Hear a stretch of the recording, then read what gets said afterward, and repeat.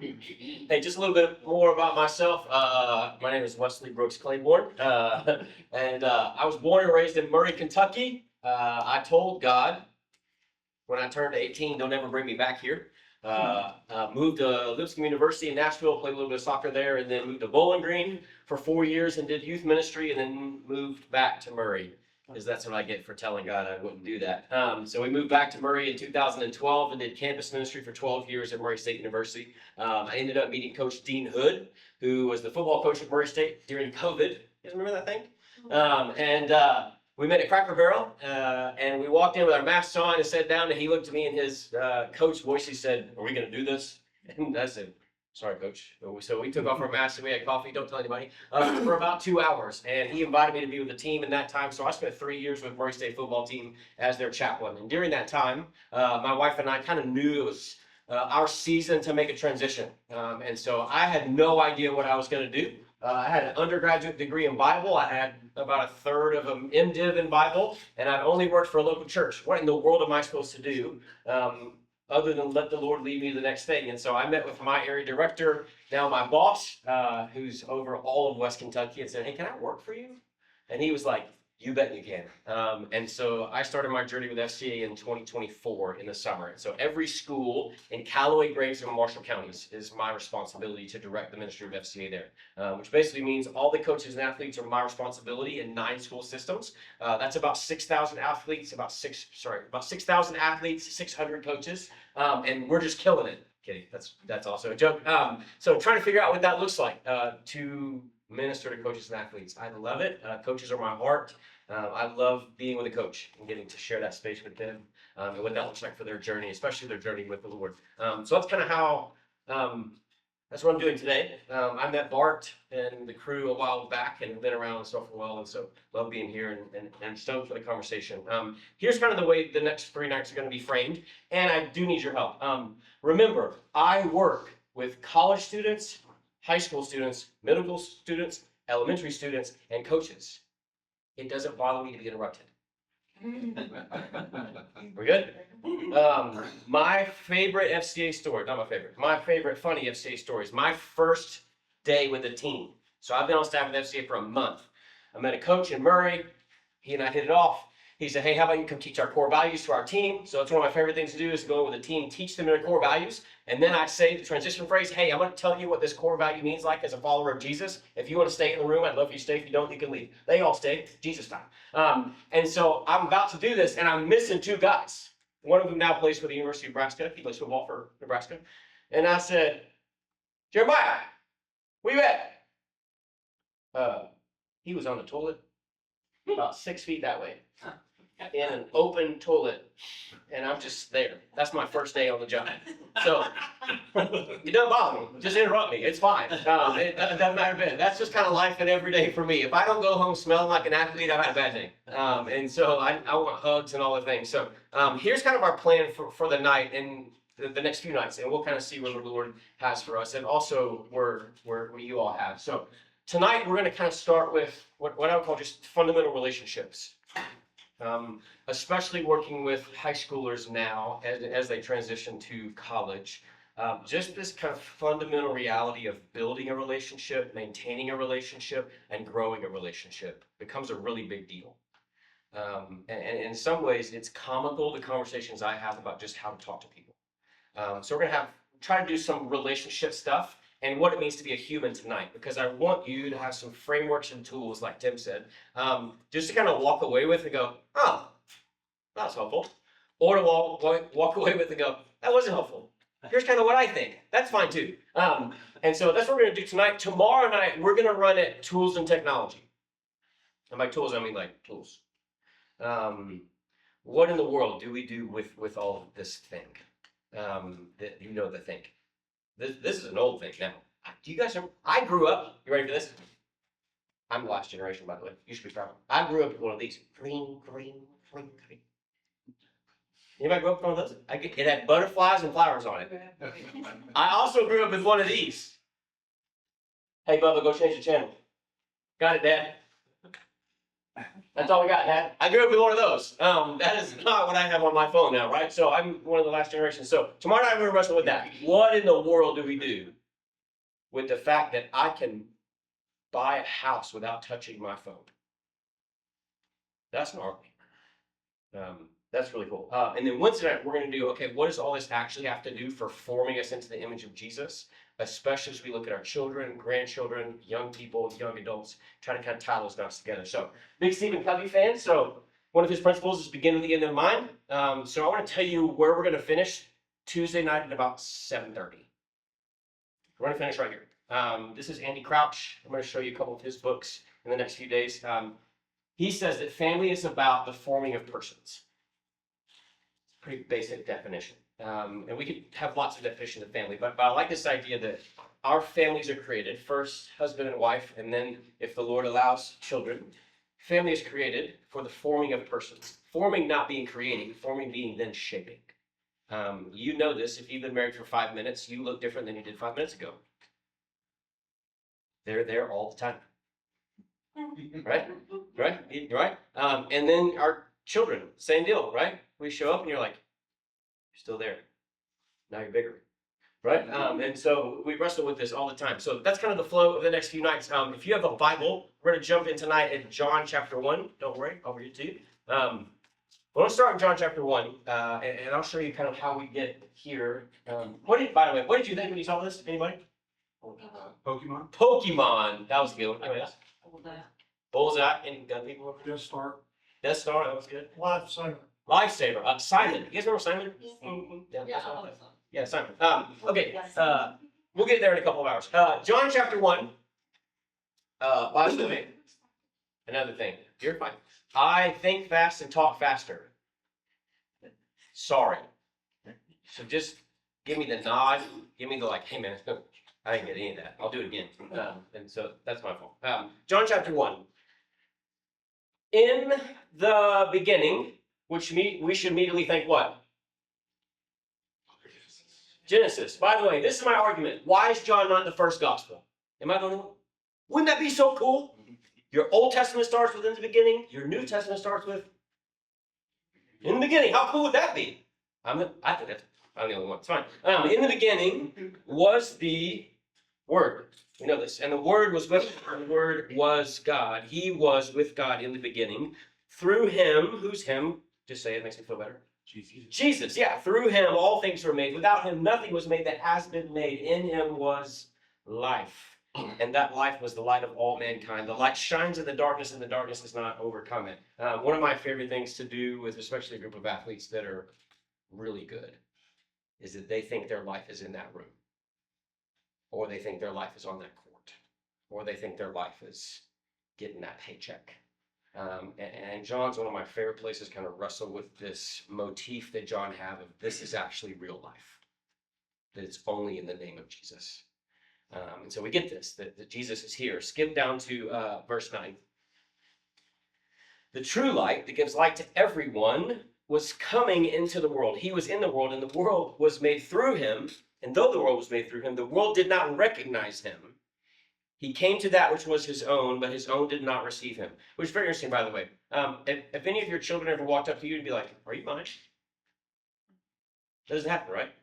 Maybe when they're still getting used to what they look like. But this doesn't happen, right? And this reality of our Maker coming near to his world, and the world's like, who's this Maker fella? It's interesting, right? We rejected him. Look at verse 12. Yet to all who did receive him, I like the word receive, to those who believed in his name, he gave the right to become, great phrase, children of God. Children born not of natural descent, nor of human decision, or a husband's will, but born of God. Verse 14. The word became what? Flesh. This time probably meaning body, right? The word became flesh and made his dwelling among us. This is the verb tabernacled. So he tabernacled among us. Eugene Peterson says Jesus moved into the neighborhood. And so Jesus showed up and moved into the neighborhood. Here's what we're going to kind of run at. We have received his glory, the glory of the one and only Son, who came from the who? Who did he come from? Father. Interesting. Full of what? Grace and truth. Okay, interesting. So we have Father, and the assumption is the Father then sends who?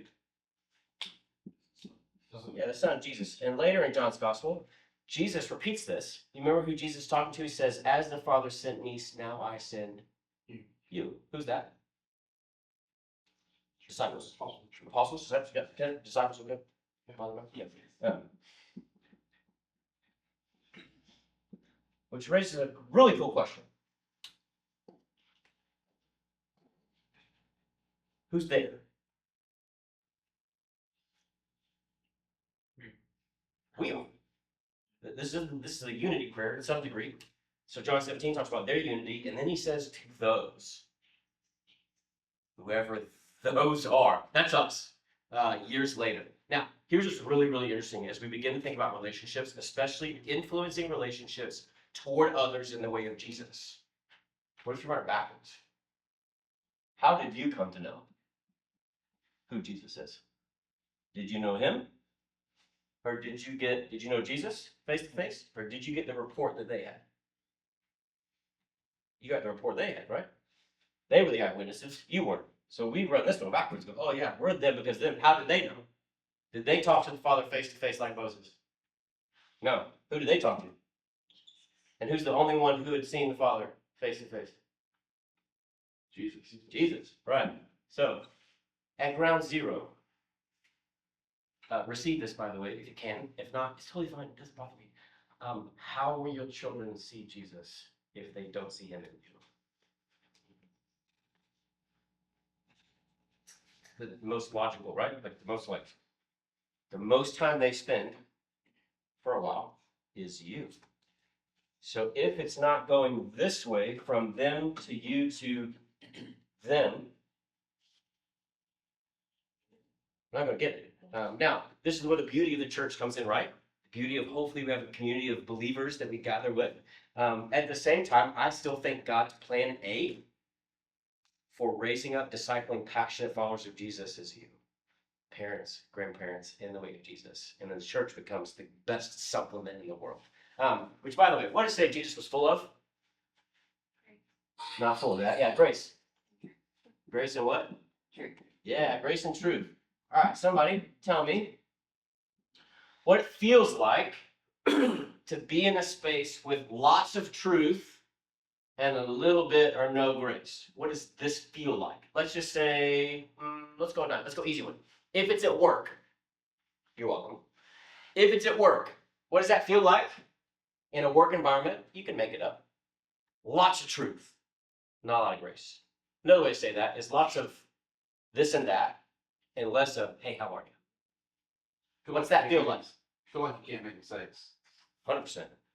It also feels like, in that kind of scenario, it would be like, I'm just a number, I'm not like an individual. Oh, yes. Legalism is like I know not necessarily at work, but I went to church. That's what it feels like. It works by himself. He doesn't. At least we know at least we know his mental chatter is by himself. Okay. So that's it. There's a box. Very clear. You're in the box, out of the box. You're on a number. Pierce number. You're not a Pearson person. And make sure the box is right. 90-degree angles all the way around. Right? We put a lot of words in there. I think a lot of the students I've met with, they would use the word judgment. I like the word condemning. I think it feels condemning. Legalistic. You're locked. Does this make sense? You're locked in. What's this one? Man, there's a lot of love here. There's a lot of grace. Not a lot of direction. Not a lot of parameters or boundaries. Man, love, man, we feel good. What's that like? Flower child. What? Flower child. Flower child. He said it. I didn't. Right. What else? What's that like? Be at work, be at home, be at church. It feels directionless. Okay. What does that produce in us? Confusion. Apathy. Apathy, confusion, No boundaries, no, no boundaries. It's like, what they want. do you want me to do something next? Do you want me at all, or is it just is? Yeah. Again, I'm using harsher words, but in England, right? I hear the phrase, I do what I want, a lot. I had one of our guys last year, he's now playing Division I football, walked in and he's a wide receiver, his towel, so they wear towels, you guys seen the towels they wear? So he has a towel hanging, it's like tape, it's the funniest, weirdest thing to me. But he has a towel hanging out, and it said him on it. So that means that he thinks the phrase, I am him, applies to him.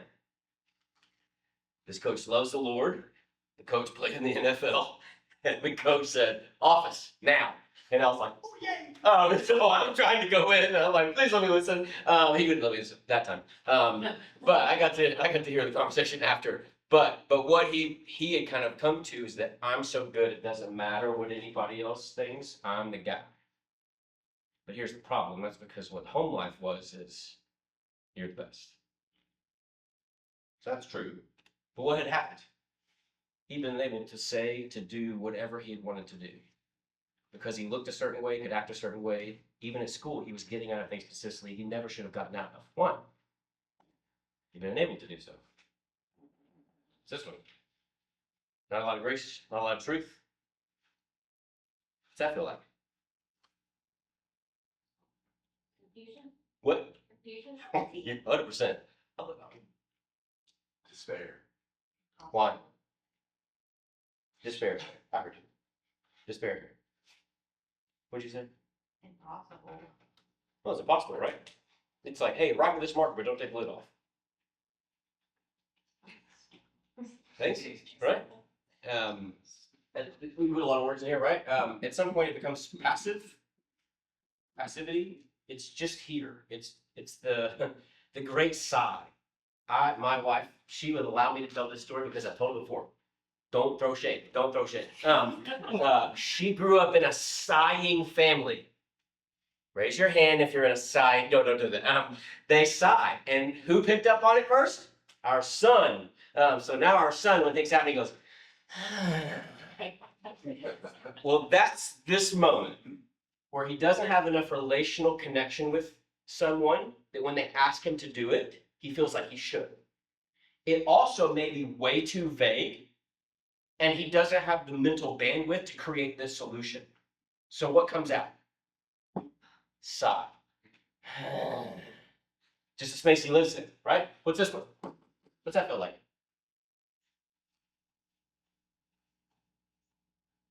Like there's like purpose there, there's a drive. We're talking about direction. Support it as you're trying to pursue the right direction. Oh, totally, right? So we're gonna go all in. I think we should go this way. Here's the truth I think we should live into. Oh, I failed. Remember, good. Get up. Go back after it. God, God. That's been claimed over you. You received that. So now go live it. Does it make sense? Again, lots of words we could put here. I like this one. The least loving thing I can do to my son is to let him run full speed out into the road without saying something. Is that grace or truth? Yes. Yes, right? I've been graceful to him, to truth him. Does that make sense? We're in this battle right now. I'm assuming you've been here before. Food. I love food. But for him, it is he'll eat what we love for him to eat 2 or 3 days, and then I am done with all the things. I just want to eat everything that's not here. And you guys live this, I'm assuming, and you're like, well, what's the deal? Have your taste buds change? I remember one time he was like all in with shrimp, and I was like, oh, shrimp? Cool, great. So we had shrimp like on Monday, shrimp on Thursday. We went to the store on Saturday. I was like, Bub, we're eating shrimp next week. He's like, I don't like shrimp. I was like, what do you mean you don't like shrimp? He's like, I don't like it. I don't like how it tastes. We've had it twice this week. You said you loved it both times. Yeah, I don't like it. Oh. Okay. Right? But what do we do to him? We love him. Now, be honest with yourself. You can raise your hand. You don't have to. How many gracers in the room? You're going to lean that way. By the way, I'll jump into both feet first. I'm this guy. I'm the gracer in our relationship. I'm going to lean grace feet forward. Any gracers in the room? A couple of gracers. I see head nods. Yeah, I see you. Yeah, I know. All right. Be nice. Don't raise your hand as quickly as I know you want to. Any truthers in the room? Yeah, truthers are like, that's the truth, bro. That's me, right? Like, I'm the truther. Yeah. Here's the fear, right? And please don't let me speak for you. Again, you can correct me. The fear often of the truthers is that the gracers become what? Enablers. Well, you're just enabling him to do whatever he wants to do. Maybe. Or maybe he's 3 and he doesn't know more than 100 words. It's all right, right? But here's the catch. What the truther says is, but not when he's 18. He's got to learn now, right? And we play this game, right? Here's, by the way, this is me. I'm the gracer talking. Here's my fear for the truther. You become the enforcer. Chest up, body mass forward, voice full, and I warmed up on the way in. I'm ready. My wife's the truther, by the way. My wife thinks of correctional things for our son before I realize what's happening. And I'm pretty quick. And I'm like, what? It's all right, buddy. She's like, don't tell him it's all right. I'm like, he isn't. I'm telling you, he's all right. He fell. It's fine. And so we live this, right? We live this. And we can talk theologically about this, but we can also talk very practically about this. The reality of how we treat people. So one of the ways I get to see this play out all the time is in, obviously, with coaches and athletes. So with most of them, I'm not going to use these words. So I want to show you the words I'm going to use with them, but we're talking about same concepts. Does that make sense? So I'm typically I draw this on the board with Division I coaches. I'm going to draw these words. So I'm just showing you what they are. So a lot of times when we talk this, I'm talking about connection. Are you making a connection with somebody? The classic example, are you listening to respond or listening to listen? You're listening to respond or listening to listen. That's a struggle. Even it's a struggle for me, right? I read a really cool book recently called Managing Leadership Anxiety by a guy named Steve Cuss. And he started his ministry career as a chaplain in a hospital. So he finished his kind of degree and then went straight to a hospital, which I thought was, it's a big sell, right? And he said, my assumption was walking into every room I was supposed to help. So he walked in and didn't look for connection. He actually looked for direction. How am I supposed to direct the family to pray? How am I supposed to direct the family to make phone calls? How am I supposed to direct does this make sense? And he realized after about 6 months, he walked into every room as the truther, giving direction, and didn't walk in to make connection. I'm assuming at least one of you has walked into your own room with your spouse or your room with your children and walked in as the director, not the connector. Which is needed. Not down truthers, I know. Needed, right? Needed. And other times, not needed, right? So our son is 6 years old. He's about to be 7. His name is Judah. Yes, we named him Lion, and his hair is pleasant. But also his personality so far has turned out that way. So he is loud and he thinks quick, like unlike his mom, which gets him in a lot of trouble, right? And so for him, he very quickly knows what he did wrong. He knows how to explain it to you, and he can probably get it back to you quicker than you can ask him about it. Does that go well with the truther in our house? No, because she wants to make sure she gives what? Direction. And so we did this today, actually. Who gets to push the gas and who gets to push the brake? This makes sense? So we're both living in connection direction with our son. We're both trying to raise up a young man who's not attached to this, attached to that, but all that. He has the ability to sin. It's part of that nature thing. We're trying to figure that out. What that looks like. How do we walk into this? And so today, thankfully I was halfway awake, and I very quickly like, he knows. And she was like, he knows. Hey, Bob, were you supposed to do that? No, you didn't tell him. And he knows, like he's gonna rat it off. And so there are those moments of like, okay, is this a connection moment or a direction moment? How's this feel, by the way? Lots of direction in a home. Lots of direction. Hey, don't forget to do this. Hey, don't do that. Do that tomorrow. Hey, you remember that thing we gotta do? Do that tomorrow. How's that feel? Micromanaging. Micromanaging. Tiring. Tiring. Breach. Control. Controlling. What's it create? Resentment. Resentment. Totally. Discouraged. This is what I see most on the sideline. Because they've been given a whole ton of this. Ton of direction.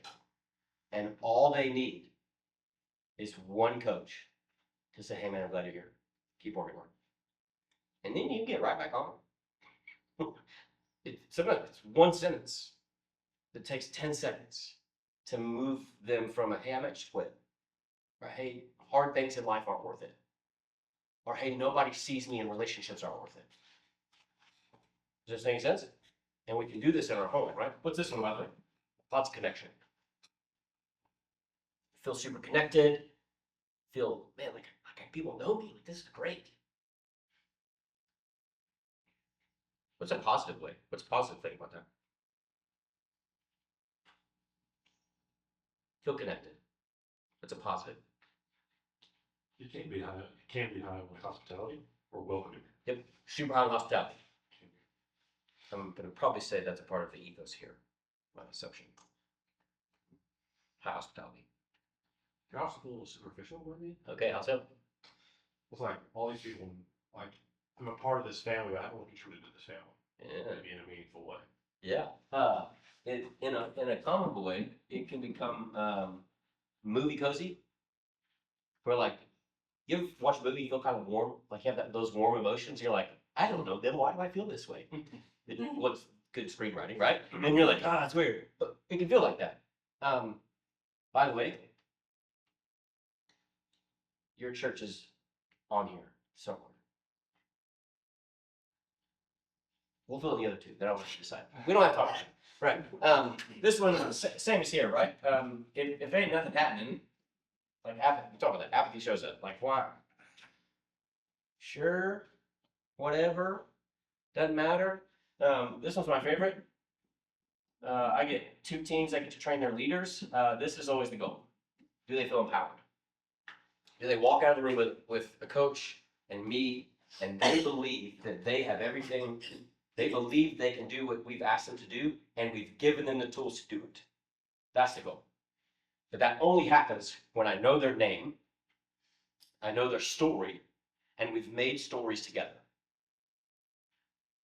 As quickly as I can with a team, I'll try to make stories with them.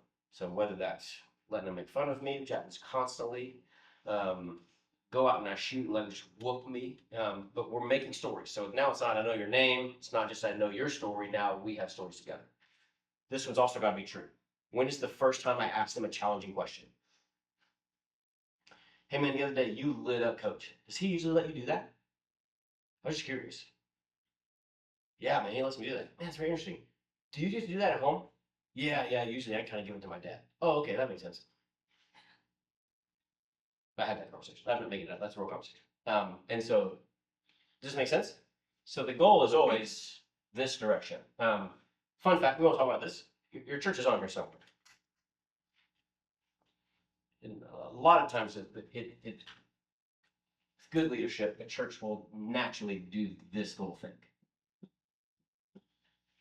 Kind of swing one way, welcome new people. We got to get cozy. We got to get high hospitality. We've got to welcome people. And then all of a sudden, it's like, what are we going to do with all these people? Where are we going? Do we need a little bit of direction? Oh, totally. Well, here, we got to get this going. We got to get that going. We got this ministry. We need somebody to organize this. We need a volunteer to organize that. What in the world? How do we handle all these children? There are so many children here. Great, let's go. Now we have structure. What are we going to do now? Well, now we need more people. Okay, great. And so we fought back. And so you don't miss these moments when it's like, man, we did it. Cool. Look what God did through faithful people, through the power of the Holy Spirit. Does this make sense? Anybody fear this word right here? In our modern context? What are we told love is, or love is not? Especially from our younger generations. What are they wrestling with in reference to what love is? And the way that they receive love from others, especially those in authority. Accept. Acceptance. Why? because, well, everyone wants to be accepted and everyone wants to be loved, but no one really wants to be criticized, and getting into alignment on how much relational equity someone actually has to offer you correction can damage how accepted they feel. And so that, I don't know, it could be a little bit tricky to offer both the truth and the connection. Always feel like love and agreement have to go hand in hand.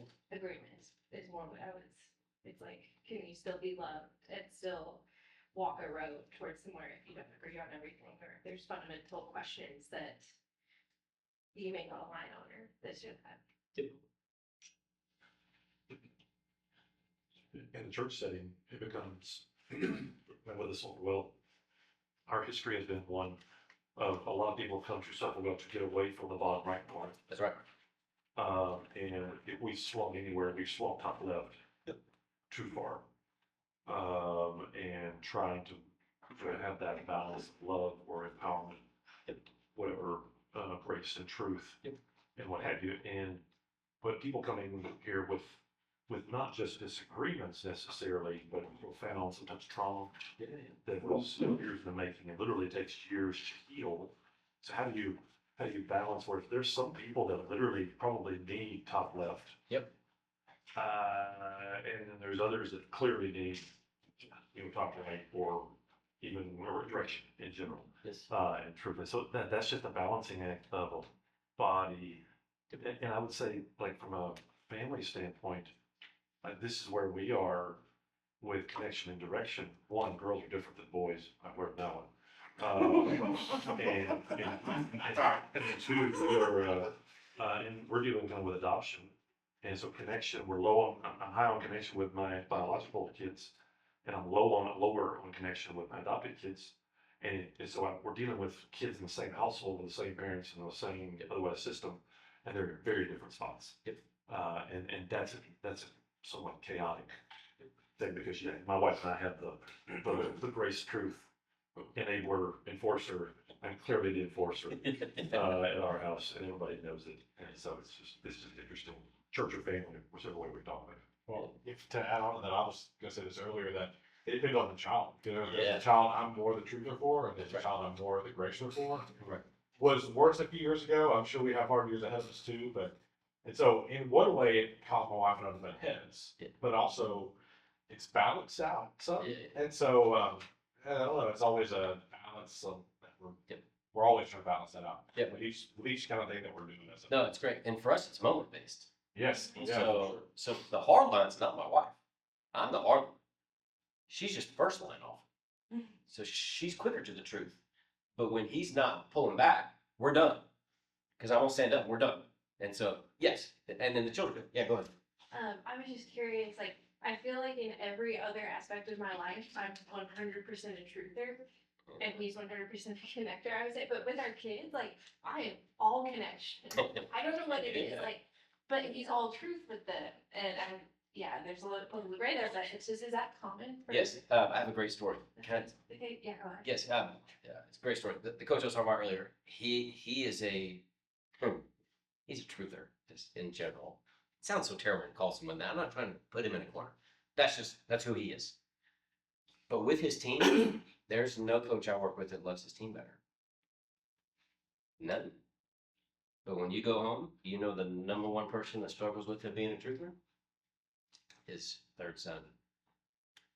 And because at home, it is all truth. He turns off that warm, compassionate, we're going to figure it out, we're going to build stuff together, it's off. So with the team, a lot of times he's the grace guy. And then we're good, let's keep going. He's all hyped, but at home, it flips. And so I've seen it with him and a few others especially. And my wife at work, we reverse. Yeah. At work, hey, we got to do this way, we got to do that. Why are you doing that? Why would that even work? That doesn't make any sense. Why would you do that? Go that way. That's the way to go. And my wife's like, it's going to be all right. We're going to get it. How many emails we got to send? I'm like, yeah, it's fine, honey. It's fine. And so, yeah, that totally makes sense. One of the things here that I want to point out, there's a real fear here, I think, and you've hinted at these words, so I'm going to use my words, but you've hinted at. There's a reality that, and you know this better than I, affirming someone's current mental and emotional state is not your goal. It just is. To be clear, it's just a thought. It's just an emotion. Have you had thoughts that you did not choose, that just showed up? I'm going to prove it to you. Have you ever had a dream you did not desire? Yeah. Also, have you had emotion that showed up and you went, whoa, that was way stronger than I thought it'd be. Okay. So here's the fear though. That can feel loving until we get to this one. And approve of my behavior that I have with it. That's what you're getting at. There's this deep move of you have to love me the way that I think I am and the way that I feel. Well, at that point, you guys have a junk drawer at home? Tell me about that junk drawer, right? At that point, love becomes a junk drawer word. If a word means everything, it actually means, yeah, it means nothing. So if it means everything, it means nothing. And so this is the fear, I think, especially with those of us who are a little cleaner on barriers. Here's the really cool thing. Love has a name. His name is Jesus. That's a great song, right? Yeah. Also, here's one for a completely different day. We'll get to this some tomorrow. Truth is a who before it is a what. That one breaks some mental categories really quickly. Jesus says, I am. And later Pilate asks again, like, what is truth? He's like, done said it, man. It's me, right? It's me, right? But what's the one thing that Jesus tells us to do in this life, in all of our life? It's that great command thing. Love God with all our heart, soul, mind, and strength. And love what? Neighbors yourself. In some ways, you have to learn to love your children in all 5 of those ways. You're probably doing it naturally. For our son right now so our son started with an IEP when he started preschool. So he ahead intellectually, behind, so head in mind, behind in neighbor and heart. And so really struggled with emotional cues and distance and didn't know really what that looked like. And so his preschool teacher for 2 years was an absolute rock star. She, I'm assuming you know this about education, the only way to get a student to respond, to see if he responds better, is you have to compromise them. So she had compromise days for our son, where she was going to intentionally compromise his heart and his name, intentionally compromise what we would call his emotions and his relationships, to see how he would respond, to then work on how they respond better. Everybody good? That was hard for her, but we loved her. She was amazing at it. But what we learned through that process was she was this for our son. She became that. And all of a sudden he realized certain adults do this to me. And all of a sudden he realized maybe that firefighter that came in that I lost my brains about last year, maybe he's not that unsafe. Because I have an adult in my life who has connected with me and directed me. And now when a new neighbor, a new relationship walks in, I may cling to that first relationship, but I'm safe enough to now go, maybe that one's not so bad either. Does it make sense? Where does that start for you, by the way? Home. One of the things that we tried really hard with our son Judah is to let him fail, let him make mistakes, and let him be physically unsafe, but ask him if he felt safe. So when he was young, he'd climb on the chair. Hey, Bubba, do you feel safe? Yeah. All right, man, have it. You're like, you good? No. So, right, but he learned pretty quickly that when something happened, he would say, I'm good. But when we go places now, the question, and we've tried to convince my dad's a little slow on the uptick sometimes. We're trying to convince my dad, hey, don't say, hey, don't do that. Hey, be careful. No, ask him, do you feel safe?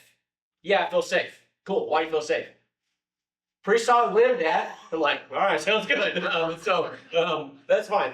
But that for us became a way of, we wanted him to build safety into his own system so that he knows what safety feels like and he's not finding it with somebody else. Because if I'm the only one that's ever creating safety for him, how is he then going to learn safety for himself? Does that make sense? I didn't let him play with fire, right? But at the same time, we let him have that space. But again, the fear is, at some point, let's say that's differently climbing on a limb. let's say it's a relationship with a person that I really don't think he needs to have a relationship with. Well, I can affirm a mental state and emotion, but that doesn't mean I approve this relationship because I need to love him with all these things. Does it make sense? A little bit? Not a little bit? Okay. When have you felt the least qualified to help your children live into the grace and truth of Jesus? You don't have to be a big story, but moments, anecdotes. When you looked at your children or your grandchildren and went, whoa, this is hard. Grace and truth is hard. Connection and direction is hard. Yeah, those moments. Dating relationships, Dating relationships. navigating their friendships at school. Friendships at school. Totally agree. Because you want to be like, hey, don't be friends with that person. Yeah. But they have to figure that out. You want to be that, for sure. Did you not see what they? It's so obvious. Yeah. Somebody else. Well, and to that, when you see that they come home and think, I thought this was a nice person, but it's not. I don't, Yeah, that one. especially when you see it like in a young, like 10, 11-year-old, Yep. they start seeing that realization that I need to be kind to this person, but I don't need to hang out. Yes. Now we're talking nuance. It's just really hard, right? We're holding space for them.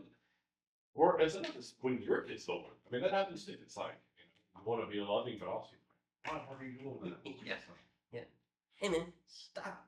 Yeah. I think one thing that I struggle with in my situation is, I'm not Olivia, which is Kelly's daughter. I'm not her biological dad. And so when we had conflict between Kelly, Olivia, and I, what was my role in grace and truth to try to help the stepdaughter who fought me with a nail? And like, I struggled to, sometimes I was more truth, and I did end up being an enforcer, and I did not like that. Yep. And then because that caused a lot of tension and frustration to where she just would not listen to me. She'd just totally go to Kelly. I still at times struggle. She's out of the house, has her own child now, and I'm just granddad, but it's different. I still don't know what my role is, but it is better. But I see. You made a good point.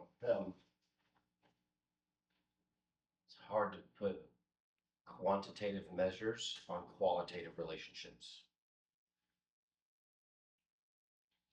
It's hard to measure children with a number. Well, I'm on the grace, I'm a 7 with her, I'm a 6 with him. But really, I'm a truth, I'm a 9. That's not the goal, right? It's just to be more aware of where we are and more aware of how we treat people. You've all hinted this multiple times. A lot of it's highly individualistic. And we come into both a single relationship or a single situationship. And now we've got to handle this and navigate language that may help us along the way. Okay, can I tell you a quick story or two, and then we kind of try to wrap it up? Okay.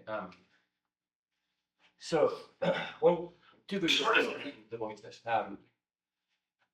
There's I try to read and listen, and I don't do it as much anymore because my job's a little different. But one of the guys I listen to pretty consistently, he's been the lead minister of a church for, I think, 25 years or so.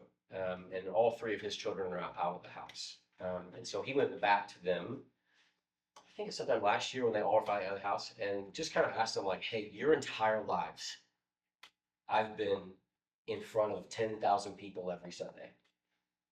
And so you've watched the 10,000 church me, and you've watched the 10-foot me at home for your entire lives. Will the 3 of you tell me what helped you or what didn't help you? He didn't divulge the whole conversation because he's pretty good at keeping things close to the chest. But he said the 2 things that all of them said in some way collectively was this. Number 1, you were quick to apologize to us. And number 2, you were quick to say how God was at work in your own life. I thought that was very interesting.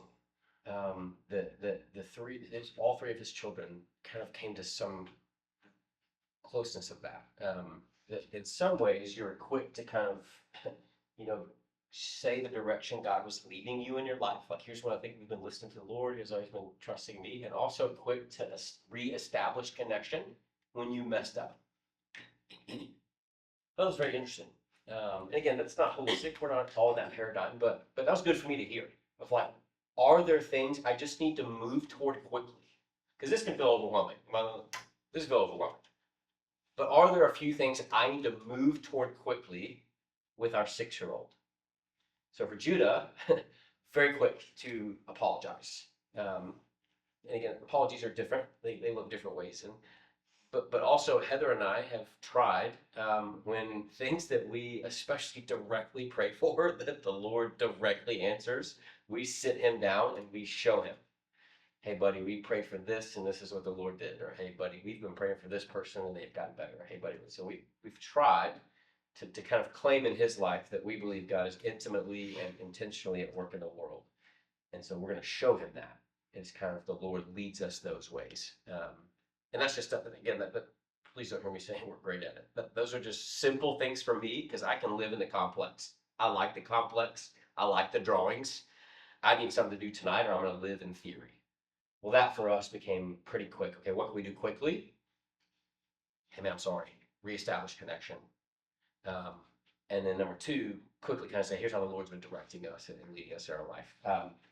So one way to look at that is you can call them lots of things. Call them a God moment.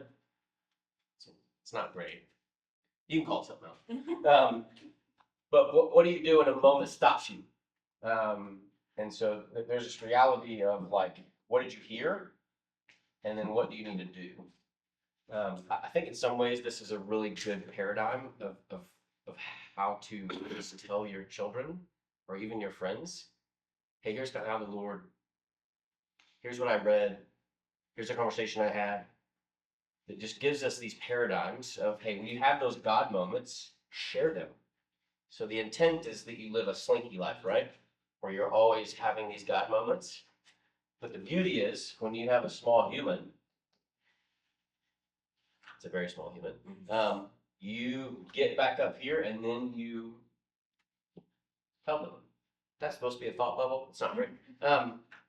You tell them, hey, bud, here's something I read yesterday that was really cool. We've tried pretty intentionally with our son. So our family dynamics, like all of yours, they can be weird at times. So my dad grew up in a home that they prayed all the time, every meal, every night, all the things. So how do you think my dad then responded to doing that with me? We didn't, because it felt like a chore for him growing up. And so one of the things that I've tried to do with Judah is to make prayer the most normal thing we can do.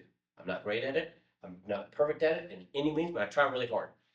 If he just doesn't feel good, I'm just, hey, bud, come here. I'm just going to grab him. I'm going to pray for him real quick and just let him go back to his thing. That's become a way for me to try to say that it's normal for us to talk to God all day. It doesn't have to be bedtime. Doesn't have to be mealtime. Doesn't have to be prayer time. Doesn't have to be devotional time. I'm just going to talk to him. And I'm going to grab him. And some mornings when he leaves from school, hey, Bob, I love you so much today. Oh, God, let me pray for you, right? Let me tell you one story. 1 minute. You're good. Great. One more story. So my job, I'm sweating. You guys sweat? Just me. So my job every now and then takes me some cool places. So I'm going to tell you a story, and I want you to hear the story, not in the context of who it's about. I want you to hear the story in context of parents raising children in all places and all spaces are very similar. Are we good? Okay. So about a month ago, Stephen A. Smith on ESPN, one morning interviewed a high school athlete named Caleb Holt. Caleb Holt that morning on ESPN, I was at the gym watching it happen. Caleb Holt declared that he was going to go to the University of Arizona. So he's in high school right now. He plays for a team called Prolific Prep. Their team is very good, and he's an amazing athlete. And so he declared live on TV, I'm going to go to Arizona, and they talked about some of that. And then, of course, afterward, they put all the little banners at the bottom that said he's about to make amount of money. He's 18. That's crazy.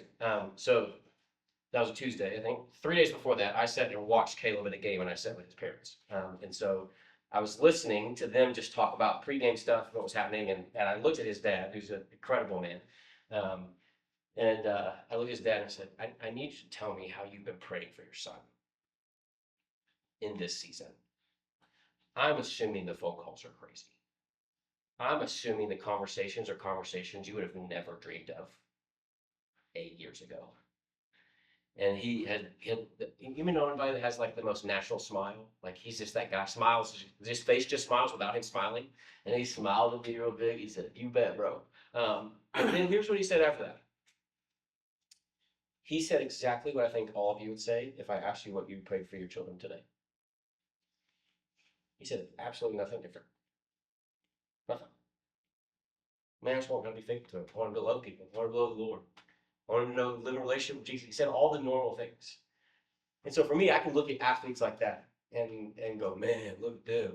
Man, they're humans, right? Like we know this. And I can look at his dad and go, man, you have dealt with, $1 million contracts for your teenager. Good grief. My goodness. It's the same conversation. So regardless of where we go and who we interact with, it's always the same. And so at some level, the relationships you learn how to have with adults and friends is the same relationship you learn how to have with your children. It's just they look like you and they talk like you and they know your buttons better than everybody else. This is how it goes. And so in some way, are we learning how to establish connection, making stories, coming back quickly? And man, that's my bad. I shouldn't have said that. And are we still giving direction? That's your job. I still think that when we're talking about Tuesdays, this idea that I really think that we're still plan A of raising passionate Jesus followers in the family. And the church is the best supplement we've got. So how do we do that? And one of the ways that I'm going to continue to encourage you is just what are those moments when God, that little thin space happens, that N.T. Wright talks about, where you're like, man, I feel like I heard from the Lord today. Go tell your, go tell your grandchild. Go tell someone in this church that you're teaching on Sunday mornings. Man, I was reading the Bible the other day and I heard this. Or man, I've been praying about this and I really think the Lord's into that. Share those moments because that goes way beyond a lot of other things that we have. And here's what I think I know, at least in part, about teenagers now. Do you know what they crave more than absolutely anything in the world? Connection. Connection. Authentic connection. They can handle your failures if you're honest. They can. And they can handle your truth if you know them. But it takes both. It does. It takes both. The coaches that I know that get the farthest do both well. This is really funny. The two teams that I have that were the worst last year, one of them's here, and one of them's here. It's just the way it goes. The two teams that made it to a state run are both right. It's just the way it goes. Let me pray for you. Our Father in heaven, thanks for the day. Thanks for the joy of knowing you, that you are with us at all times. We are so thankful for that. God, thank you for the people around us that you've put for us to live in a relationship with, especially those that we call children or grandchildren, those that we are parents for, guardians over, those that we take care of in a physical, real sense or in a spiritual sense. God, thank you for those that we have the ability to impact. May they see you, Jesus, in us as you draw them closer to yourself by the power of your Holy Spirit. We trust you to do those things, to save them and to shape them and to send them out to the world. And may we just be a small part of it as we live, as we embody, as we embrace grace, that we were given it fully, freely, and forever. And also that we embrace truth that is you, Jesus, and that we live into the way that you have put in front of us. And that as we do that, we build connections with people, especially with our children, that we live the direction that you put in front of us as you guide us every single step of the way. We love you for loving us. It's in Jesus' name we pray. Everybody said, Amen. Have a good night. Okay, real quick.